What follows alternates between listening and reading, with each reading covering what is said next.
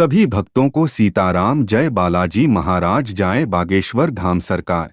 माता सीता ने भी किया था एक घोर पाप। माता सीता ने किया था सबसे बड़ा गुनाह।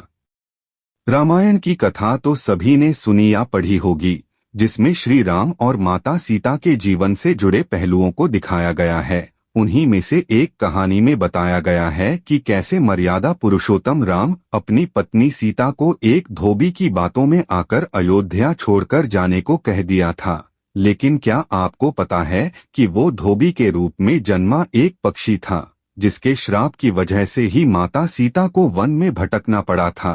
जी हाँ, आपने सही सुना, माता सीता को श्राप मिला था। आज हम आपको बताएंगे कि देवी सीता को किस पाप की सजा मिली जो उन्हें वन वन भटकना पड़ा। धरती की कोख से जन्मी थी सीता। मिथिला नगरी में जनक राजवंश राज करता था। उन्हीं में से एक राजा सिरध्वज थे। एक बार यज्ञ के लिए वो जमीन जोत रहे थे। उसी समय वहां से एक छोटी कन्या निकलती है। इस सुंदर कन्या को देखकर राजा को बहुत खुशी हुई। उन्होंने उस कन्या को अपनी पुत्री बना लिया। उसका नाम सीता रखा। एक दिन सीता अपनी सहेलियों के साथ बगीचे में खेल रही थीं। वहां उन्हें एक तोते का जोड़ा दिखाई दिया, जो बहुत ही खूबसूरत था। वे दोनों पक्षी एक पर्वत की चोटी पर बैठकर बातें कर रहे थे। पृथ्वी पर श्री राम नाम से विख्यात एक बड़े सुंदर राजा होंगे। उनकी महारानी का नाम सीता होगा। श्री राम सीता के साथ कई वर्षों तक राज्य करेंगी। धन्य हैं वे जानकी देवी और धन्य हैं वे श्री राम। माता सीता ने जानी प्रभु राम की कहानी।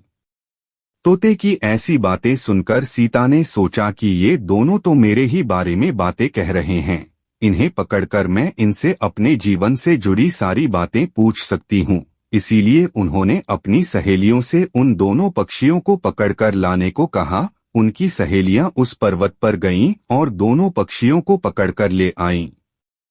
माता सीता उन पक्षियों से कहती हैं कि तुम दोनों बहुत सुंदर हो, देखो, डरो नहीं, मैं तुम्हें कोई नुकसान नहीं पहुंचाऊंगी।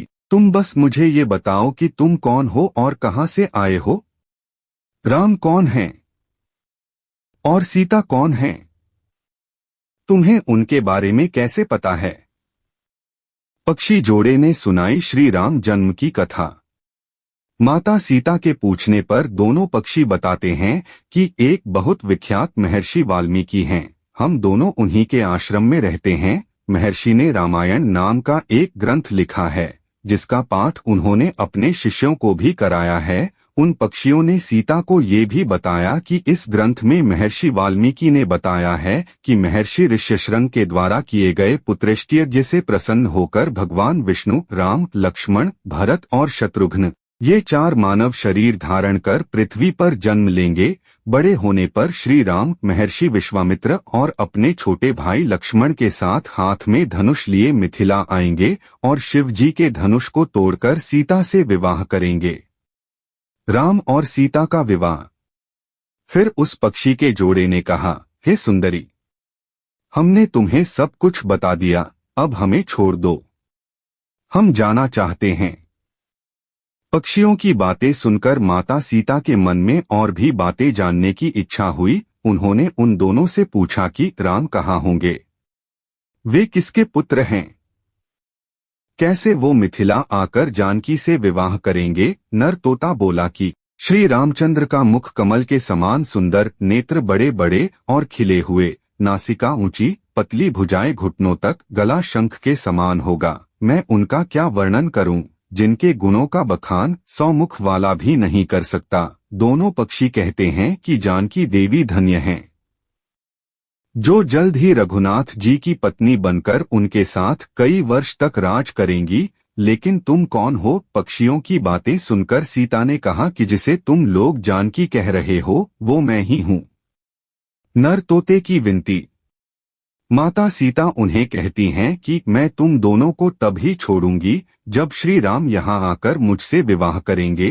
तब तक तुम दोनों आराम से मेरे घर में रह सकते हो।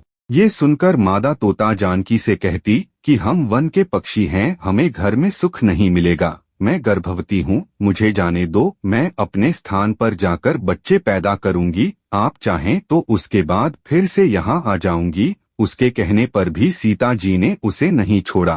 तब उसके पति यानी नर तोते ने कहा, सीता, मेरी पत्नी को छोड़ दो, वो गर्भवती है।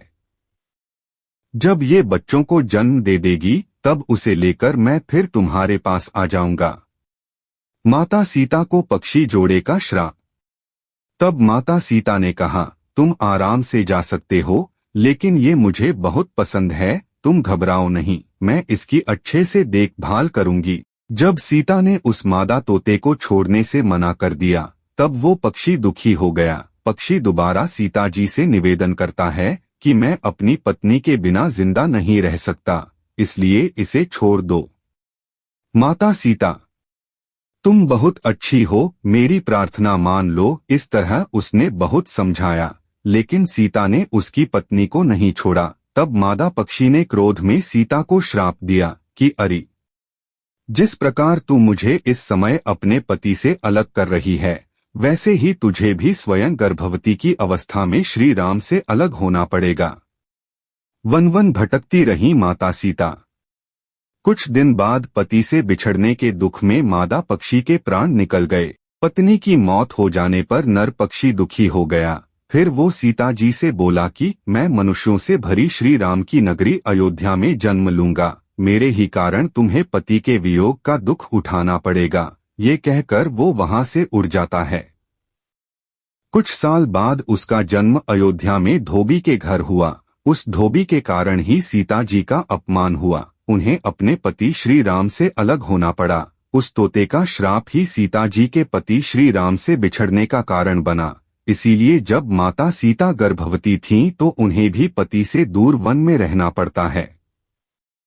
आपने अक्सर लोगों को कहते सुना होगा कि हमें हमारे कर्मों का फल हमें यहीं मिलता है।